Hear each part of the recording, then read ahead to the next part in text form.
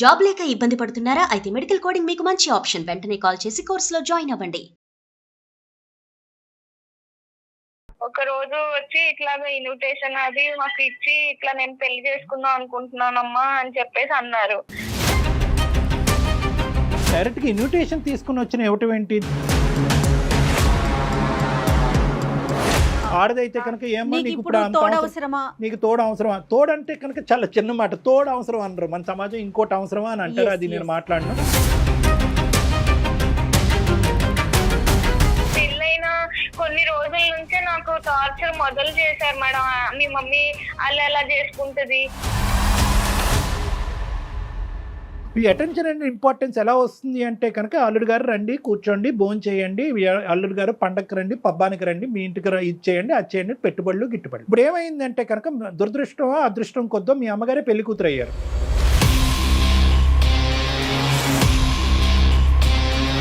కంటి బిడ్డని తల్లిపాలు లేకుండా ఎలా అండి చేస్తాము నెల రోజులు బట్టి? తోడు ఉండాలంటే ఒక దగ్గర ఉంటారు, వాళ్ళకి వాళ్ళు కలిసి ఉంటారు, వాళ్ళు ఒక ఇంట్లో ఉంటారు, గుట్టు చప్పుడు కాకుండా ఉంటారు. కానీ భాస్కర్, విత్ డ్యూ రెస్పెక్ట్స్, నీకు మాటకు అడ్డుకొస్తున్నాను, కొద్ది పెద్ద పెద్ద మాటలు వాడుతున్నాను.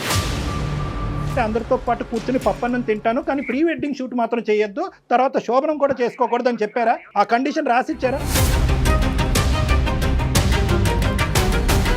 మేడం హనీమూన్ కి వెళ్తున్నారు మేడం, హనీమూన్ కి వెళ్ళారు వాళ్ళు. మేము కూడా వెళ్ళలేదు మేడం హనీమూన్ కి. భర్త పిల్లలు అవసరం లేదా నీకు? భర్త పిల్లలు అవసరం లేదా నీకు? మీ అమ్మే ముఖ్యమైతే మరి ఆడికే వెళ్ళు. మరి నువ్వు మధ్యలో మళ్ళీ ఎందుకు ఫోన్ చేపిస్తున్నావు, మళ్ళీ ఎందుకు వస్తా అంటున్నావు? వెనక్కి వెళ్ళి హనీమూన్ డేస్ వెనక్కి తీసేయలేం, వెనక్కి వెళ్ళి ప్రీ వెడ్డింగ్ షూట్ తెగ్గొట్టేయలేం, పెళ్లిని తెగ్గొట్టలేం. వాళ్ళిద్దరూ హ్యాపీగా ఉన్నారు. ఇప్పటికైనా ఆవిడ్ని బతకనిద్దాం, మనం ఆ స్వీట్ మెమరీస్లో ఆవిడ్ని బతకనిద్దాం. నమస్తే కళ్యాణ్ గారు. నమస్తే జయ గారు. కళ్యాణ్ గారు, అనుష అని ఒక అమ్మాయి మనకి మెయిల్ చేసింది. ఇంతవరకు మన అందమైన జీవితం కార్యక్రమంలో ఇలాంటి మెయిల్ని నేను చూడలేదండి. నేను రివీల్ చేయటం కన్నా అసలు అనుష తను రెడీగా ఉంది మాట్లాడటానికి. ఫోన్లో కాల్ చేసేస్తానండి. తప్పకుండా. హలో అనుష, నమస్తే అండి. నేను జయానండి, అందమైన జీవితం ప్రోగ్రామ్ నుంచి మాట్లాడుతున్నాను. మేడం నమస్తే మేడం. నేను ఈ కాల్ కోసమే ఎదురు చూస్తున్నాను మేడం. ఎప్పటి నుంచి అసలు చేస్తారని అనుకోలేదు మేడం. డెఫినెట్గా ఖచ్చితంగా మాకు వచ్చే ప్రతి మెయిల్కి స్పందిస్తాము. కాకపోతే ముందు వెనక ఆ ప్రయారిటీని ప్రకారం మాట్లాడుతూ ఉంటాము. రైట్, ఇంకా లేట్ చేయొద్దుమా. నాతో పాటు డాక్టర్ కళ్యాణ్ చక్రవర్తి గారు ఉన్నారు. ఎస్, మాట్లాడున్నాను. నమస్తే అమ్మా. నమస్తే సార్. ఎవరిది సమస్య? మీరే ఎట్లా నా పాపని నన్ను కలపాలి సార్. మా ఆయన కూడా నాకు కావాలి సార్. అంటే పాపని అడిగిన తర్వాత భర్తను అడుగుతున్నావు ఏంటమ్మా? నీ పెళ్ళి ఎంతకాలం అయింది? నీకు ఎంతమంది పిల్లలు? మీ వారు ఎక్కడున్నారు? చిన్నప్పుడు 8 years ఉండగానే నాకు మా ఫాదర్ ఎక్స్పైర్ అయ్యారు సార్. తండ్రి చనిపోయారు. అప్పటి నుంచి మా మమ్మీయే చాలా కష్టపడి నన్ను ఎక్కడెక్కడో పని చేసి చాలా కష్టపడి నన్ను డిగ్రీ వరకు చదివించారు సార్. మమ్మీ ఎంతో కష్టపడింది. ఈ రోజుల్లో ఒక అమ్మాయిని పెంచాలంటే ఎంత కష్టపడాలి సార్. ఒక అమ్మాయినమ్మా, ఇంకెవరు లేరు? వేరే పిల్లలు ఎవరు లేరు? నువ్వు ఒక్కదానివే అమ్మకి? ఒక్కదాన్నే సార్. నేను కష్టపడి పెంచింది. నువ్వు ఎంతవరకు చదువుకున్నావు? డిగ్రీ చదివావా ఏంటి? డిగ్రీ వరకు చదివించింది సార్. నన్ను తండ్రి లేరు అనే లోటు లేకుండానే నన్ను పెంచింది సార్. తల్లి దైవంతో సమానం. వెనకాల ఏమైనా ఆస్తిపాస్తులు కానీ సొంత ఇల్లు అట్లా ఏమన్నా ఉన్నాయమ్మా? ఫైనాన్షియల్ ఒక హౌస్ అనేది ఉంది మేడం. డాడీ అలాగా చేసిన దాంట్లో, ఆయన సంపాదించిన దాంట్లో ఒక హౌస్ అనేది మటుకు ఉంది మనకు. అయితే మా ఫాదర్ చనిపోయాక తను వేరే పెళ్లి కూడా చేసుకోలేదు మేడం. ఇప్పుడు ఏమైందంటే తను నన్ను బాగా నాకు ఒక మంచి సంబంధం చూసింది, పెళ్లి చేసింది. ఒక 1.5 years అయింది మేడం నాకు పెళ్లి చేసి. నాకు ఇప్పుడు ఒక 8 months పాప కూడా ఉంది మేడం. అయితే సార్ మమ్మీ నన్ను పెళ్లి చేసింది, చాలా గ్రాండ్ గా చేసింది. మంచిగా నేను పెళ్లి చేసుకుని వచ్చేసినాక ఏంటంటే తను రీసెంట్ గా ఒక 6 months దగ్గర పెళ్లి చేసుకుంది మేడం. తను కూడా ఒక రోజు వచ్చి ఇట్లాగా ఇన్విటేషన్ అది మాకు ఇచ్చి ఇట్లా నేను పెళ్లి చేసుకుందాం అనుకుంటున్నానమ్మా అని చెప్పేసి అన్నారు. సో మేము కూడా అంతే ఓకే, తను కూడా ఇప్పుడు దాకా నా కోసం పెళ్లి చేసుకోలేదు, కష్టపడి పెంచింది, ఏ లోటు లేకుండా అన్ని నాకు ఇచ్చింది సార్. ఇల్లు కూడా అమ్మలేదు సార్, ఎందుకో పిల్ల కోసమే ఉంచుదామని అప్పు అడిగినా కూడా ఎవరు ఇవ్వకపోతే ఇల్లు కూడా తను అమ్మలేడు. పెళ్లి అనే ప్రస్తావన వచ్చిందా లేదా? నువ్వు ఎప్పుడన్నా అమ్మ నువ్వు పెళ్లి చేసుకోవచ్చు అని ఎప్పుడన్నా అన్నావా? ఇప్పుడు ఎందుకు వచ్చింది? పెళ్లి అయినటువంటి దగ్గర అసలు ఎప్పుడు లేదు సార్, తను ఎప్పుడు నాకు కూడా ఏమి షేర్ చేయలేదు.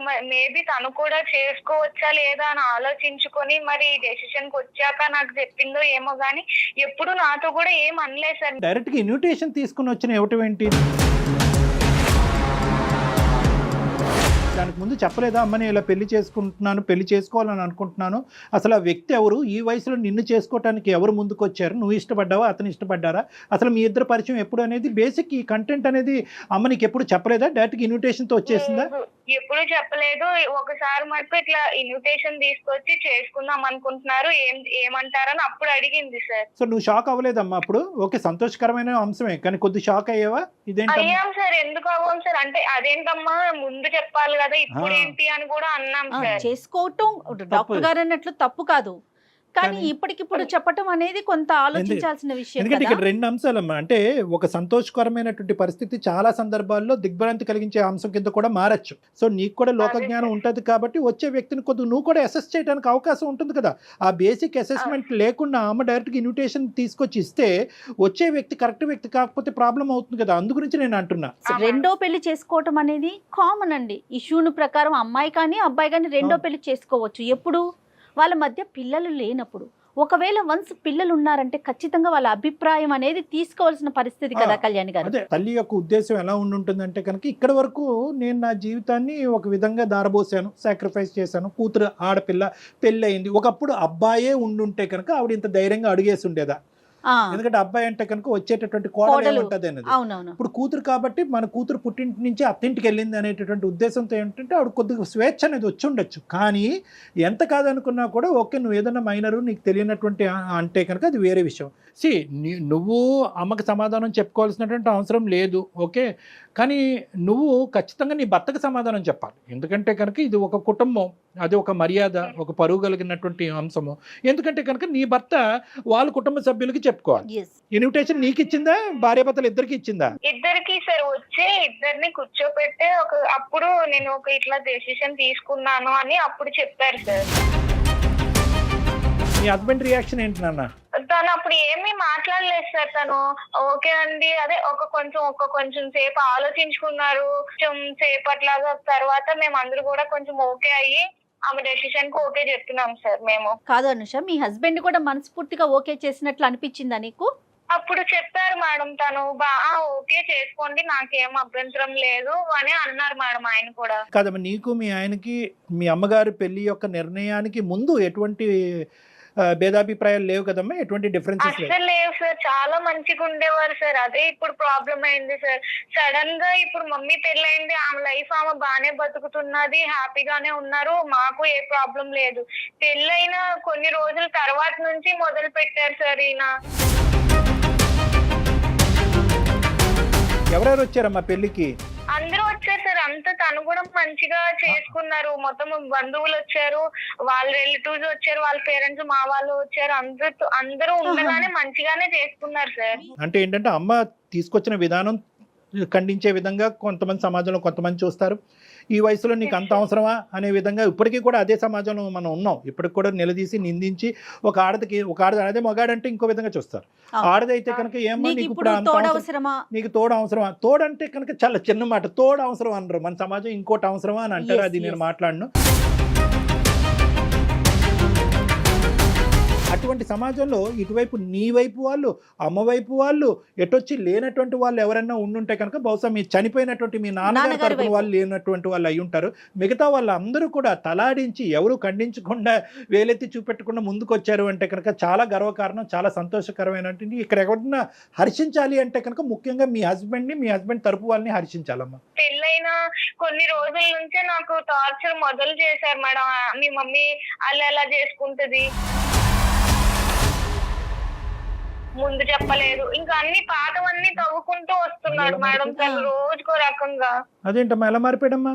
అదే నాకు అర్థమైతలేదు సార్. మరి సడన్ గా అందులో ఆయనలో ఎందుకు ఆ మార్పు వచ్చిందో నాకు అర్థం కావట్లేదు. మా అమ్మ ఫోన్ చేస్తే చిరాకు పడ్డం, ఫోన్ పిలుస్తుంటే చిరాకుగా మాట్లాడడం, కాల్స్ కట్ చేయడం, అట్లా అంతా చేస్తున్నారు సార్. ఒక రోజు ఇంకా ఇలాగే మాట అనుకుంటుంటే ఎందుకండి మీరు అప్పుడంతా మాట్లాడుకుంటే ఇప్పుడు ఇట్లా మాట్లాడుతున్నారు అంటే కూడా గొడవ చేసేసి నన్ను బయటికి గెంటేశాడు సార్. బయటికి గెంటేశాడమ్మా? అవును సార్. నేను 1 month నుంచి మా ఫ్రెండ్ ఇంట్లో ఉంటున్నాను సార్. మా పేరెంట్స్ కూడా నేను చెప్పలేదు. బిడ్డ పాపని డే కేర్ లో వేసాడంటే సార్. సరే 2-3 రోజుల్లో మళ్ళీ పిలుస్తారులే, కోపంలో ఉన్నారు కదా అని నేను అనుకున్నాను సార్. చంటి బిడ్డని అతను సరే డే కేర్ లో పెడతాడు, ఎక్కడ పెడతాడు కాదు, తల్లిని బిడ్డని దూరం చేయవలసిన అవసరం ఏముంది? అంత కర్కోటకమైన మనస్తత్వం కేవలం మీ అమ్మగారి పెళ్ళే దీనికి కారణమా, ఇంకేమైనా ఉందా? అదొక్కటే సార్, అసలు ఏ ప్రాబ్లము లేదు, అంతా మంచిగా ఉండే వాళ్ళం. ఇప్పుడు నా బిడ్డ మీ మమ్మీ ఇట్లా పెళ్లి చేసుకుంది, ఈ వాతావరణంలో పెరిగితే నా బిడ్డ ఏమైపోవాలి, తను ఎట్లా పెరుగుతుంది, ఏదేదో మాట్లాడుతున్నాడు సార్ నన్ను. మీ అమ్మగారు పెళ్లి కూతురు అయ్యేటప్పటికి ఎంత కాదనుకున్నా కూడా, ఎంత ఇక్కడ అక్కడ బ్యాలెన్స్ చేయాలని అనుకున్నా కూడా, ఆవిడ ఇంకో ఇంటి కోడలు అయ్యేటప్పటికి ఆవిడకి వేరే ఇంపార్టెన్స్ పెరిగింది.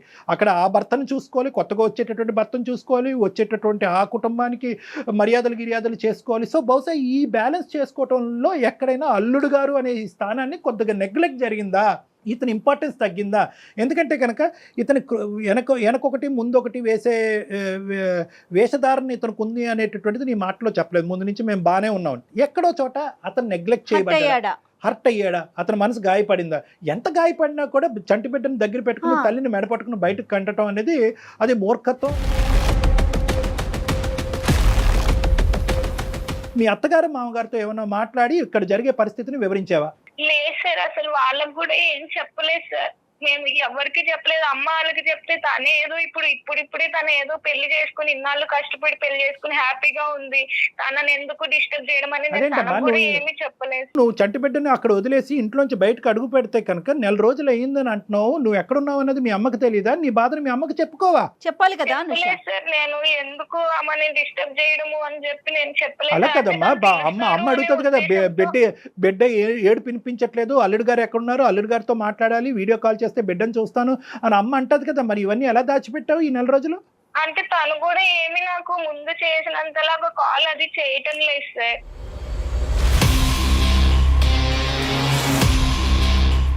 బిడ్డ పాలు తాగుతుందమ్మా? తాగుతారు సార్. నేను డే కేర్ కి వెళ్ళినా కూడా నా ముందే ఏడుస్తూ ఉన్నా కూడా వాళ్ళు నన్ను అలౌ చేయలేదు సార్, ఈ డే కేర్ వాళ్ళు కూడాను.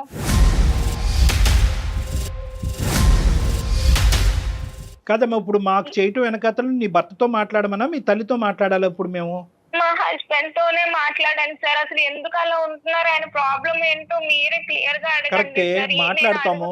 మీ భర్త యొక్క పాత్ర చాలా సందిగ్ధమైనటువంటి పాత్ర, చాలా క్లిష్టమైనటువంటి పాత్ర. ఎందుకంటే కనుక మామగారు పెళ్ళప్పుడు కాలు కడగాలి, కానీ పెళ్ళైన తర్వాత మామగారు వచ్చారు ఇతనికి.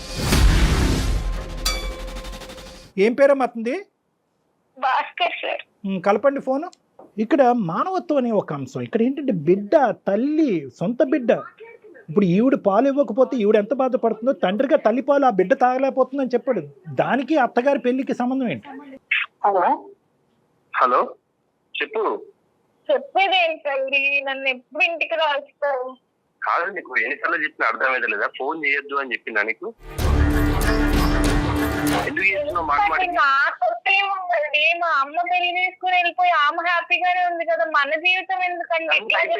అట్లని కాదు. ఇప్పుడు నేను నీకు చెప్పింది ఏంటి, నాకు నువ్వు వద్దు, నాకు నువ్వు అవసరం లేదు, నాకు పాప ముఖ్యం, పాపని నేను చూసుకుంటున్నా, నువ్వు అవసరం లేదు, నీ జీవితం నువ్వు బతుకు, మీ అమ్మ జీవితం మీ అమ్మ బతికినప్పుడు నీ జీవితం నువ్వు బతకడానికి ఏంది?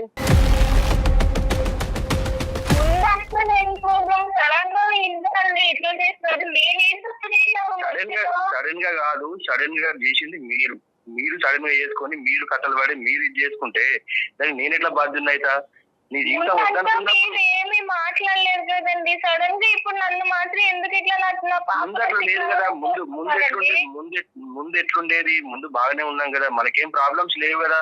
ముందు ఎంత మంచిగా ఉన్నాం మనం, ఏమైనా ప్రాబ్లం ఉందా? పాప పుట్టింది, పాపను మంచిగా చూసుకుంటున్నాం, మంచిగానే ఉన్నాం కదా. మధ్యలో మీ అమ్మ చేసిన దానికే ఇంత గొడవ అవుతుంది కదా.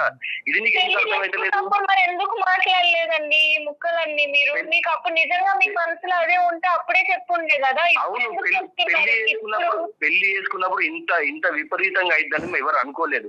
ఏదో ఆమె ఉన్నది చేసుకుంటారు. అసలు ఈ ఏజ్ లో పెళ్లి చేసుకున్నట్టు నాకు వద్దనే అనుకున్నా గానీ, ఏదో ఆమె ఏదో తోడు కోసం ఉంటుంది కావచ్చు అనుకుంది కానీ ఇంత ఘోరంగా ఇది పబ్లిక్ లో ఇజ్జత్ తీయడం ఏంది నాది? మీ పరువు ఏం తీసిందండి? పెళ్లి ముందు పెళ్లి చేసుకున్నప్పుడు అటెండ్ అయ్యారు, అంత మంచిగా మాట్లాడారు. మరి సడన్ గా ఇప్పుడు మీకు ఇవన్నీ గుర్తొచ్చేసాయండి. మా పాప నుంచి నన్ను దూరం చేస్తారా మీరు? భాస్కర్ గారు, నా పేరు డాక్టర్ కళ్యాణ్ చక్రవర్తి. నేను మానసిక వైద్య నిపుణుడిని, సైకియాట్రిస్ట్. అందమైన జీవితం అనే కార్యక్రమం సుమన్ టీవీ నుంచి మాట్లాడుతున్నాం అండి. నమస్కారం. అంటే ఆవిడ చాలా ఒక బాగా దుఃఖమైనటువంటి పరిస్థితిలో మాకు ఫోన్ చేసింది. బిడ్డ లేనటువంటిది, కుటుంబం లేని. అందులో ఏంటంటే చెప్పుకోవటానికి యూజువల్గా ఇటువంటి పరిస్థితులు వస్తే కనుక ఆడపిల్లలు తల్లింటికి వెళ్తారు. బిడ్డను కూడా మీరు లాగేసుకుని గుంజేసుకుని పాలు ఇచ్చేటటువంటి తల్లిని కూడా దూరం పెట్టి చెప్పలే. అదే మాకేంటంటే ఆ పరిణామం, ఆ కాన్సిక్వెన్స్ ఒకటే అతి భయంకరంగా కనిపించేటప్పటికి ఇదేంటమ్మా దేవుడు లాంటి మనిషి రాక్షసుడి కింద మారిపోయాడని అంటున్నావు, ఏంటో ఒకసారి ఫోన్ కలపమ్మంటే భాస్కర్ కలిపింది ఫోను. సో మీరు చెప్పండి సార్, ఏం జరిగింది? ఈ పరిస్థితులు రావడానికి కారణం వాళ్ళ అమ్మే సార్. ఇది ఇంత ఘోరంగా జరగడానికి కారణం వాళ్ళ అమ్మే. నేను ఫస్ట్ నుంచి చెప్పుకుంటూనే వస్తున్నా. ఆమె మేము మంచిగా ఉండేవాళ్ళం సార్, మా సంసారం బాగుండేది. అసలు మేము ఎవరికి ఏం చేసేవాళ్ళం కాదు, మంచిగా ఉండేవాళ్ళం సార్. ఈ మధ్యలో వీళ్ళ అమ్మ వచ్చేసి ఈమె ఇట్లా వేసుకొని వీళ్ళు ఈ పెళ్లి చేసుకొని ఆ పెళ్లిని దానికి ప్రీ వెడ్డింగ్ షూట్ చేసుకొని దాన్ని అంతా ప్రజలలో మొత్తం అందరికి తెలిసేటట్టు చేసి నా ఇజ్జత్ తీసింది సార్. నాకు మొత్తం అసలు ఎక్కడ కూడా నాకు పరువు లేకుండా చేసేసింది వాళ్ళు.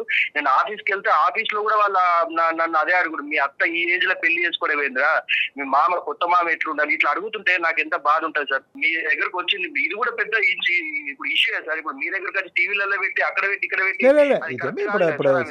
భాస్కర్ గారు, అందమైన జీవితం జయాన్ని మాట్లాడుతున్నానండి. మీరు ఎక్కడా కూడా కనిపించరు, మీ వివరాలు ఎక్కడా చూపించమండి. జస్ట్ ఫోన్ కాల్ లో మాత్రమే మీరు ఉంటారు. తనకి ఏం చెయ్యాలో తెలియక మాకు కాల్ చేసింది. నేను చాలా మానసిక క్షోభ అనుభవిస్తున్నాను. అయ్యో, మాకు అర్థమవుతుందండి, మీ బాధ అర్థమవుతుంది. ఏమండి భాస్కర్ గారు, ఒకటే భాస్కర్ గారు, అస్సలు సమస్య లేదు. 2.5 సంవత్సరాలు బట్టి వన్ సైడెడ్ ఎక్కడా కూడా మేము లేదు. రాసిస్తా కావాలంటే ఎప్పుడు కూడా 2 సైడెడ్, కావాలంటే 3 సైడెడ్, లేదంటే 4 సైడెడ్, కానీ ఎప్పుడు 1 సైడెడ్ కాదు సార్. న్యాయ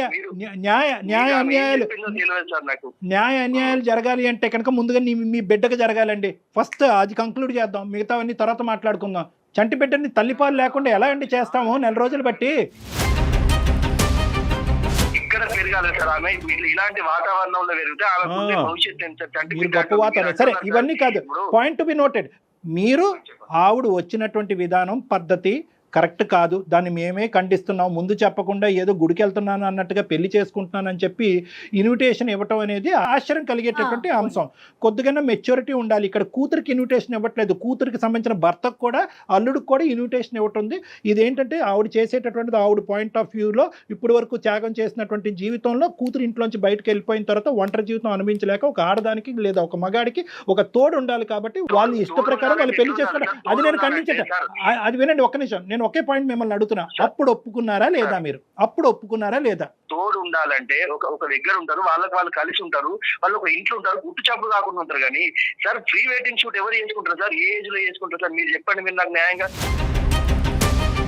సో ప్రాబ్లం పెళ్లిది కాదు, ప్రీ వెడ్డింగ్ షూట్.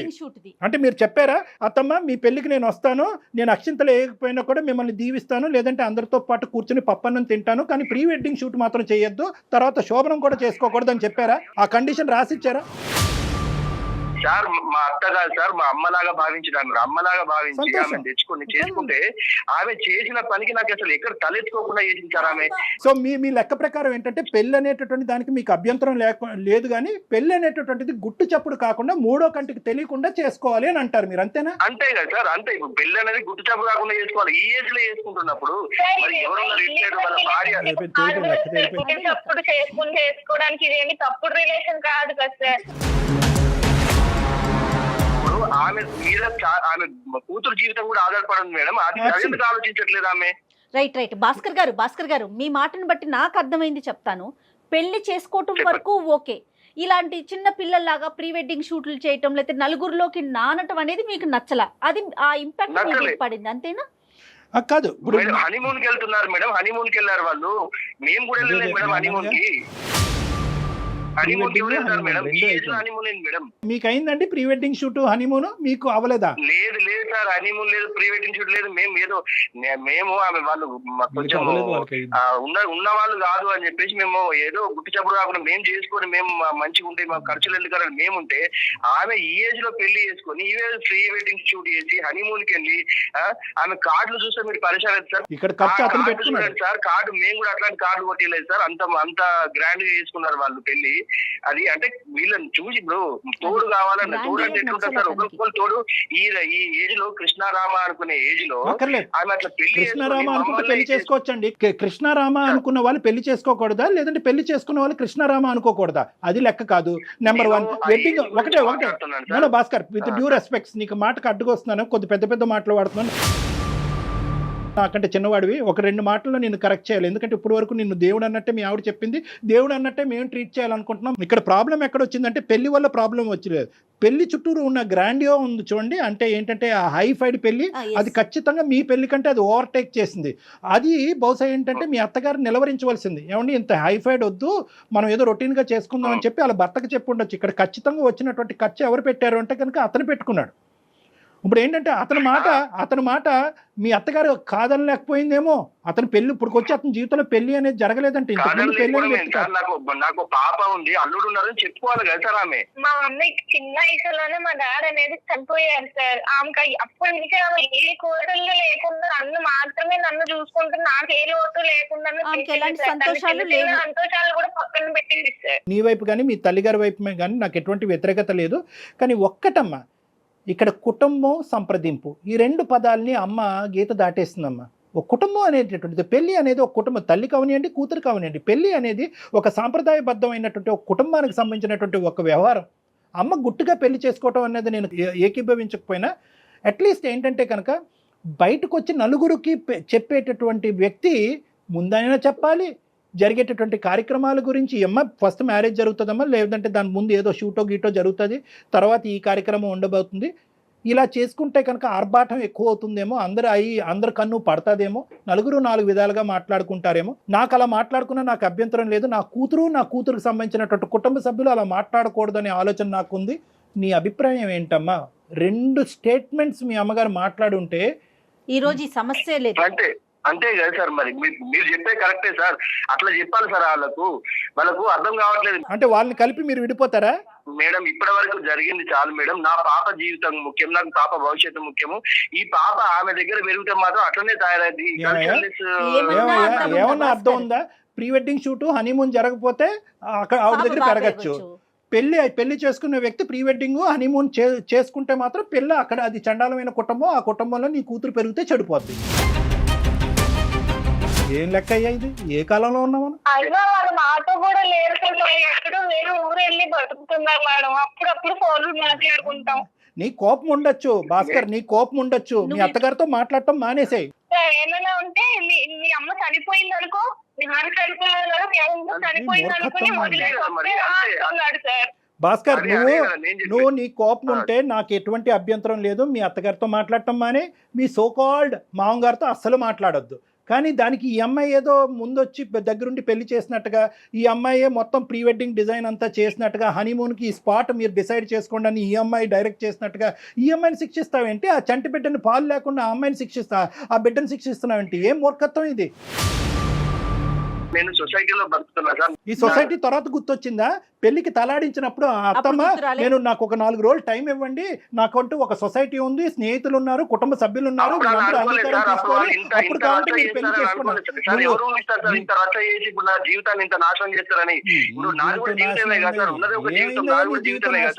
నువ్వు ఇన్విటేషన్ తీసుకున్నావా లేదా, పెళ్లికి వెళ్ళావా లేదా, పెళ్లిలో భోజనం చేసావా లేదా, వచ్చేటటువంటి వాళ్ళందరినీ రిసీవ్ చేసుకున్నావా లేదా?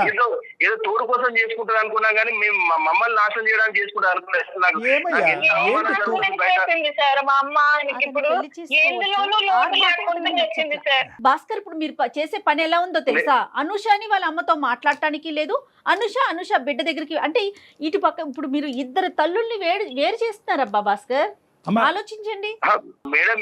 మీరు వాళ్ళ గురించి ఆలోచిస్తున్నారు మేడం. నా జీవితం ఇప్పుడు నా ఇంట్లో నేను తెచ్చుకుంటే నా దగ్గర ఉన్న చెప్పి అందరూ అదే అంటుంది మేడం. నా చుట్టాలలో నా ఫ్రెండ్స్ లలో నా పరువు ఏం కావాలి మేడం?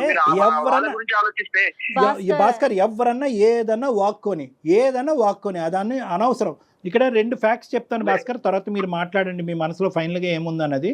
మీకు అవమానం పట్టడం అనేది ఎంత నిజమో, ఈరోజు అక్కడ తల్లి నుంచి ఈ అమ్మాయిని దూరం చేయటం కానీ, లేదంటే నీ భార్యని సొంత బిడ్డ నుంచి దూరం చేయటం అనేటటువంటిది చాలా క్రూరమైనటువంటి అంశం. అంతకంటే పెద్దవాడు ఏదన్నా ఉంటే అక్కడ నేను పెట్టాలి. చాలా మీ అవమానం అనేది ఒక ఎత్తు, కానీ ఈ క్రూరమైనటువంటి చర్యకి మీరు ఏంటి అనేది మీరు మర్చిపోయి మానవతా విలువలని తీసి పక్కన పెట్టేసి ఫైనల్గా ఇక్కడ సఫర్ అవుతుంది నా బిడ్డే అనేటటువంటి యాంగిల్ కూడా పక్కన పెట్టేసి సొసైటీ అవమానకరంగా చూస్తుంది అనేటటువంటి సొసైటీ అనే అంశంలో మీరు కంప్లీట్గా మునిగిపోతున్నారు. ఈరోజు ఏ సొసైటీ ఇప్పుడు ఈ చర్యని హర్షిస్తుంది? అరే మా అత్తగారు వెళ్ళి కొత్తగా పెళ్లి చేసుకుంది, హనీమూన్కి వెళ్ళింది కాబట్టి ఈరోజు మా అత్తగారి మీద తీసుకోవాల్సినటువంటి పగ నా బిడ్డ మీద, నా భార్య మీద తీసుకున్నాననే అంశాన్ని వెళ్ళి మీ మొత్తం సొసైటీకి టామ్ కొట్టుకుంటూ చెప్పండి. మీతో పాటు నేను వస్తాను. ఏమంటుంది ఆ సొసైటీ చూద్దాం.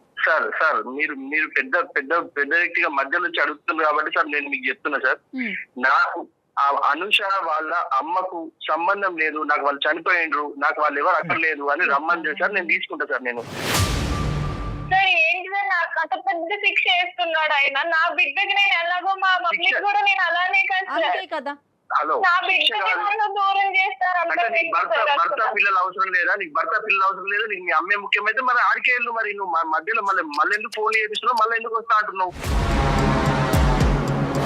ఏదైనా సమస్య వచ్చి నువ్వు మీ అమ్మతో మాట్లాడొద్దు, నేను కావాలో మీ అమ్మ కావాలో తేల్చుకుంటే నువ్వేం చేస్తావు భాస్కర్? ఆ సమస్య రాదండి. మా అమ్మ తప్పు చేసింది కాబట్టి అంటున్నా సార్. నేను తప్పు చేయకపోతే సరే ఓకే. చూడండి భాస్కర్, ఒకటి నేను చెప్తాను, మళ్ళీ ఒక పాయింట్ చెప్తాను. నేను మిమ్మల్తో గాంభీరంగా నిన్ను గర్జిస్తే కనుక అది తర్వాత నువ్వు అవమానకరంగా తీసుకుంటావు. ఆ ప్రభావం నీ కూతురు మీద, నీ భార్య మీద పడుతుంది. కాబట్టి నాకు కడుపులో ఎంత కాలినా కూడా నీతో నేను ఇంకా స్వీట్గానే మాట్లాడుతున్నాను. ఎందుకంటే ఒక ఆడపిల్లని ఒంటి చేతి మీద ఈ ఇంట్లో ఆ ఇంట్లో పని చేసుకుంటూ బయట ప్రపంచం నుంచి యొక్క ప్రభావం పడకుండా, ఈ అమ్మాయి పక్కదో పడకుండా చదివిస్తూ ఎంతో గొప్పగా పెంచిందండి ఈ అమ్మాయిని. పెళ్లి చేసుకోవాలనుకుంటే ఎంత అప్పుడే అనుకోవచ్చు కదా, ఆవిడ తోడు కావాలని చెప్పి ఒక్క మాట మనలో మనం మాట్లాడుకుందాం. మీ అత్తగారు అన్నట్టుగా చూడకండి, ఒక స్త్రీమూర్తిగా చూడండి.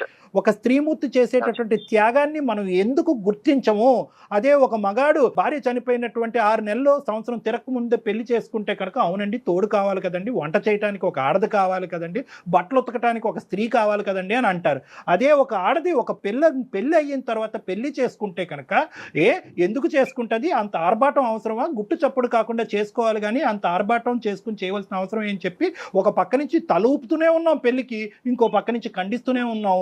దాని ప్రతిఫలం, దానికి పనిష్మెంట్ ఎవరంటే కనుక ఆ అమ్మాయి కన్నటువంటి బిడ్డ. ఏ బిడ్డనైతే కనుక అల్లారు ముద్దుగా ఇప్పటి వరకు కాపాడుకుంటూ వచ్చిందో, ఈరోజు తన పెళ్లి వల్ల ఈ బిడ్డ బయటకు వెళ్ళి ఉంటుందంటే కనుక గుండెకి చచ్చిపోద్దండి ఆ తల్లి. ఇంకా ఆవిడ తెలియదు కాబట్టి ఈ మాత్రం అన్నా మాట్లాడుకుంటున్నాం. దయచేసి నేను ఒకటే చెప్తున్నాను భాస్కర్, ఒక్కసారి సొసైటీ, అత్తగారు, మా పెళ్ళి అయిన తర్వాత అత్తగారి పెళ్ళి, ఈ టెక్నికల్ వర్డ్స్, ఈ క్రొనాలజీ అనేది తీసి పక్కన పెట్టేసేయండి. ఇలాగే అవ్వాలి అని చెప్పి రాముడు రాయలేదు, శ్రీకృష్ణుడు రాయలేదు, అల్లా రాయలేదు, జీసస్ క్రైస్ట్ రాయలేదు, ఎవరూ రాయలేదు. ఇది మనకు మనంగా సృష్టించుకున్నటువంటి ఒక విచిత్రమైన విడ్డూరమైనటువంటి సాంప్రదాయం. మీలో ఒక మానవత్వం ఉంది, ఒక మంచితనం ఉంది, అది బయటికి తీసుకురావాలి. నేను ఒకటే చెప్తున్నాను, ఈరోజు మీ అత్తగారితో కావాలంటే ఎటువంటి పరిస్థితుల్లో అంత ఆర్భాటంగా ఆవిడ పెళ్లి చేసుకుందని కనుక్కోమంటే అది నా బాధ్యతగా తీసుకుని నేను ఆవిడతో ఫోన్లో మాట్లాడతా. ఆవిడతో సున్నితంగా మీ ఇద్దరి మధ్యన జరిగినటువంటి గొడవను ఆవిడకి వివరిస్తా. ఆవిడ చేసింది ఏమన్నా చాలా ఒక స్పీడ్ యుగానికి సంబంధించినటువంటి ఒక అంశం, అది మీరు జీర్ణించుకోలేకపోతే దానికి ఆవిడ తరపున ఏమైనా అపాలజీ చెప్పాలన్నా చెప్పకూడదు, తప్పు. ఏదైనా ఉంటే కనుక మీ ఇద్దరు కలవటానికి ఆవిడ ఏమైనా పాత్ర పోషించాలనే అంశం ఉన్నా కూడా ఆవిడ పాత్ర పోషించే విధంగా నేను చేస్తాను. కానీ దయచేసి నీకు ఇద్దరు 2 చేతులు జోడించి చెప్తున్నాను, ఇమీడియట్గా నీ భార్యని నీ కూతుర్ని అందరినీ ఒకే ఇంట్లో ఉండే విధంగా అందరినీ వెనక్కి తెచ్చుకోవాలని నా విజ్ఞప్తి. ఆ బిడ్డని ఇంకా ఇబ్బంది పెట్టద్దు, ఆ చంటి బిడ్డని. నాకు ఎక్కడ అంటే ఈ సమాజంలో ఈ టైప్ లో ఇలా చేయడం అనేది తప్పు అన్నది అనిపించింది సార్. ఒక ఇష్యూ ఏంటంటే భాస్కర్, నేను చెప్పేది ఈరోజు what ever has happened is irreversible. ఈరోజు మనం ఏం చేయలేం వెనక్కి వెళ్ళి కదా. హనీమూన్ డేస్ వెనక్కి తీసేయలేం, వెనక్కి వెళ్ళి ప్రీ వెడ్డింగ్ షూట్ తెగ్గొట్టేయలేం, పెళ్లిని తెగ్గొట్టలేం. వాళ్ళిద్దరూ హ్యాపీగా ఉన్నారు, ఇప్పటికైనా ఆవిడ్ని బతకనిద్దాం, మనం ఆ స్వీట్ మెమరీస్ లో ఆవిడ్ని బతకనిద్దాం. మీరు చెప్తున్నారు కాబట్టి సార్, మీరు ఆమెను పిలిపియండి, మాట్లాడండి. కాబట్టి మీరు చెప్పండి ఒకసారి, నేను కూడా మిమ్మల్ని కలుస్తాను సార్. అనుష సార్ వస్తాడు ఇప్పుడు, ఒక అరగంటలో వచ్చి పికప్ చేసుకుంటాడు నిన్ను. ఇంటికి వెళ్ళిపో అమ్మా, Thank you. కలుద్దాం. అమ్మతో కూడా మాట్లాడతానమ్మా అనుష. ఏమి ఇది ఇంత విపరీతంగా జరిగిందని కూడా అమ్మకు కమ్యూనికేట్ చేయను. అసలు ఏంటి పూర్వపరాలన్నీ కొంతవరకు తెలుసుకుని అది భాస్కర్కి అర్థమయ్యేటటువంటి విధంగా చెప్పి, భాస్కర్ మనసులో ఏమైనా మిస్అండర్స్టాండింగ్స్ ఉంటే కనుక అది కడిగేద్దాం. అప్పుడు వాళ్ళిద్దరు కూడా తల్లి కొడుకుల్లా ఉంటారు. ఓకేనా?